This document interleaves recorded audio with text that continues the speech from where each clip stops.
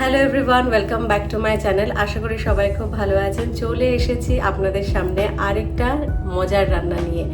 আজকের রান্না হলো একদম শীতের স্পেশাল চিকেন রোস্ট। শীতকালে একবার চিকেন রোস্ট না বানালে হয়। আর আজকের রান্নাটা হবে একদম ঘরোয়া পদ্ধতিতে। এই রান্নার জন্য বাড়িতে কোনো ফ্যান্সি টং হোক বা ব্রাশ হোক, মানে বাটার ব্রাশ করার জন্য ব্রাশ হোক, সেগুলো না থাকলেও চলবে। তার কারণ আমি বাড়ি গিয়ে এই রান্নাটা করেছি আর সেখানে এগুলো ছিল না, কিন্তু তাও রেসিপি তো করতেই হবে, আর সেটা এত মজার হয়েছিল খেতে। তো চলুন একদম ঘরোয়া পদ্ধতিতে কিভাবে বানাচ্ছি আজকের এই special winter special chicken roast সেটা দেখে নেওয়া যাক। চলুন একদম ঘরোয়া পদ্ধতিতে আজকে তৈরি করি চিকেন রোস্ট।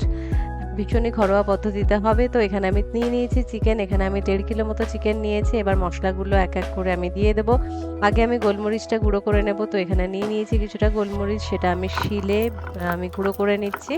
বাকি মশলাগুলোও কিন্তু শিলে করে নেওয়া, মানে বাটা মশলা আজকে আমি ব্যবহার করব। বরাবরই আমি বাটা মশলাই পছন্দ করি ব্যবহার করতে, তাহলে রান্নার টেস্ট ভীষণই ভালো হয়। তো এবার আমি চিকেনটা ম্যারিনেট করে নেব। প্রথমে আমি দিয়ে দিয়েছি গোলমরিচ গুঁড়ো। এবার আমি দিয়ে দিচ্ছি পরিমাণ মতো নুন। এবার এক এক করে বাকি মশলাগুলো দিয়ে দেব। এখানে রসুন আমি খোসা সহই কিন্তু একটু থেতো করে নিয়েছি, মিহি বাটতে হবে না। তো রসুন দিয়ে দিলাম। আর বাকি যে মশলাগুলো ব্যবহার করেছি সেটা হলো আদা বাটা, জিরে বাটা আর গোটা ধনে বাটা। ব্যাস এই হচ্ছে মশলা। আর আমি দিয়ে দিচ্ছি টক দই। চিকেনটা ম্যারিনেট করব, আর তার আগে আমি দিয়ে দিচ্ছি সর্ষের তেল। আজকে আমি সর্ষের তেল দিয়েছি, পরে আমি বাটার ব্যবহার করব। এবার আমার লাগবে লেবু। তো গাছ থেকেই আমি 2টো পাতিলেবু তুলে নিচ্ছি। তো এই যে পাতিলেবু আমি তুলে নিলাম। আর আমার লাগবে ধনেপাতা। তো ছাদে ধনেপাতাও হয়েছে, তো এখান থেকে একদম ফ্রেশ ধনেপাতা আমি তুলে নিচ্ছি। এইভাবে রান্না করার মজাই আলাদা, তাই না? বাড়ির তৈরি একদম শাকসবজি দিয়ে যদি রান্না করা হয় তাহলে কিন্তু দারুণ লাগে।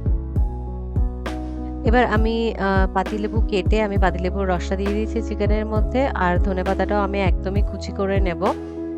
ধনেপাতার যে ডাঁটিটা সেটাও আমি দিয়ে দেব একদম কচি। তো ভালো করে কুচি করে নিয়ে তারপরেই চিকেনের মধ্যে দিতে হবে। তো এই যে ছুরি দিয়ে আমি যতটা সম্ভব মিহি করে আমি কুচিয়ে নিচ্ছি ধনেপাতা। এবার সেটা আমি দিয়ে ভালো করে মাখিয়ে নেব চিকেনটা।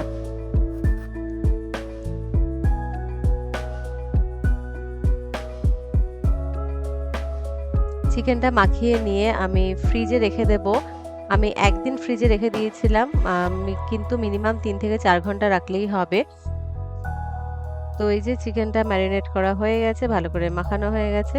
এবার এটা হচ্ছে পরের দিন। আমি মোটামুটি 24 ঘন্টা মতোই আমি ফ্রিজে রেখেছিলাম, আর মিনিমাম 3 থেকে 4 ঘন্টা রাখলেও হবে। এবার আমি দিয়ে দিচ্ছি রোজমেরি। রোজমেরিটাও কিন্তু একদম গাছের। তো গাছ থেকে তুলে নিয়ে একটুখানি হাতে এরকমভাবে কচলে নিয়ে আমি দিয়ে দিলাম। আসলে এটা আমার দাদার গাছের।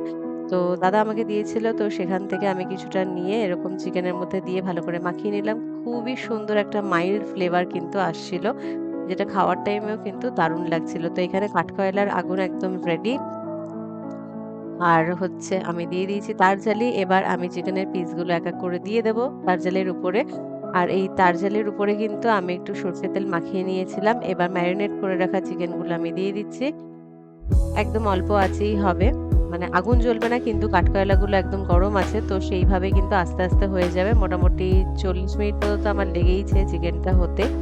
আর এত ভালো হয়েছিল, আপনারা আস্তে আস্তে দেখুন। এই যে কিছুক্ষণ পর আমি চিকেনটা এইভাবে উল্টে নিচ্ছি। আমার কাছে কোনো ফ্যান্সি জিনিস ছিল না, আমি বাড়িতে গিয়ে করেছিলাম। তো এই যে একটা হাতা আর একটা খুন্তির সাহায্যেই কিন্তু আমি একদমই ঘরোয়া পদ্ধতিতে আমি উল্টে দিচ্ছি। এখানে আমি কিছুটা বাটার, একটু গোলমরিচ গুঁড়ো আর লেবুর রস দিয়ে আমি একটা তৈরি করে নিয়েছি মিশ্রণ, সেইটা আমি চিকেনের উপরে দিয়ে দেবো। আগেন আমার কাছে কিন্তু কোনো ব্রাশ ওখানে ছিল না, তো আমি এরকম হাতার সাহায্যেই কিন্তু চিকেনের উপরে আমি মিশ্রণটা দিয়ে দিচ্ছি। তো চিকেনটা উল্টে দিয়ে আমি এই যে বাটারের যে মিশ্রণটা সেটা আমি দিয়ে দিলাম। এটা কিন্তু চিকেনটাকে ময়েস্ট রাখতে ভীষণই হেল্প করবে আর খুবই ফ্লেভারফুল হবে। তো এই যে অনেকটা চিকেন কিন্তু হয়ে গেছে, একটু লালচে হয়ে এসে আমার মনে হয়, বুঝতেই পারছেন। একটু কাছ থেকে আমি দেখিয়ে দিই। এবার আবার আমি চিকেনটা উল্টে দিচ্ছি। এইভাবে আস্তে আস্তে কিন্তু চিকেনটাকে হতে দিতে হবে। আর যেখানে আঁচটা বেশি সেখানে কিন্তু চিকেনটা হয়ে গেলে একটু সাইডে দিয়ে দিচ্ছি, আবার সাইড থেকে নিয়ে মাঝখানে দিয়ে দিচ্ছি। এইভাবে জায়গাটা পরিবর্তন করলেও কিন্তু খুব সুন্দরভাবে ইভেনলি চিকেনটা সিদ্ধ হবে। তো এই যে আবার আমি একটু বাটারের মিশ্রণটা দিয়ে দিচ্ছি অল্প অল্প করে, খুব বেশি দেব না। তো এই যে হয়ে গেছে কিন্তু চিকেন একদম লালচে লালচে হয়ে গেছে, আর খেতে কিন্তু একদমই জুসি আর নরম ছিল খেতে। তো এই যে এবার আমি তুলে নেব যেগুলা হয়েছে, ব্যাস একটা প্লেটে আমি তুলে নিচ্ছি। আমার দিদা দেখিয়ে দিচ্ছে যে কোনটা কোনটা তোলা উচিত। তো পাশে আমার দিদা ছিল। তো এই যে তুলে নিলাম। আবার দেখিয়ে দিচ্ছে যে এইটা তুলে নাও, এটা হয়ে গেছে। তো আমিও সেটাই শুনে আমি তুলে নিচ্ছিলাম মাংসের পিসগুলো। তো চিকেন তান্দুরি ঘরোয়া পদ্ধতিতে একদম রেডি।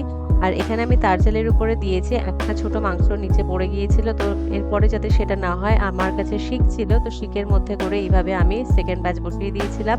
তো দারুণ হয়েছিল খেতে। আমার মনে হয় আপনাদেরও বুঝতে পেরেছেন দেখে যে কেমন হয়েছে। আশা করি আপনাদেরও ভালো লেগেছে।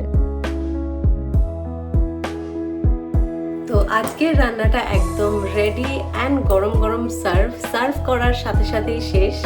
হ্যাঁ, আমরা সবাই মিলে বসে একদম ঝটাপট খেয়ে নিয়েছি, কারণ কারোর আর তর্স হয়েছিল না, এত ভালো হয়েছিল। সব থেকে বেশি এনজয় করেছে রাই। ও একের পর এক খেয়েই যাচ্ছে, ওর এতই ভালো লেগেছিল। সবারই ভীষণ পছন্দ হয়েছিল, আর সত্যি রান্নাটা কিন্তু ভালোই হয়েছে। আপনারাও নিশ্চয়ই দেখে বুঝতেই পারছেন, একদম ভিতরে ময়েস্ট অ্যান্ড জুসি ছিল, খুব সুন্দর সিদ্ধও হয়েছিল, ফ্লেভারটা দারুণ হয়েছিল। তো চলুন, আপনাদের আজকের রেসিপি কেমন লাগলো সেটা কমেন্ট বক্সে জানাতে ভুলবেন না। যদি ভিডিওটি ভালো লেগে থাকে, ভিডিওটিকে লাইক করবেন, শেয়ার করবেন, আমার চ্যানেলটিকে সাবস্ক্রাইব করবেন। তো দেখা হবে পরের ভিডিওতে। সবাই খুব ভালো থাকবেন।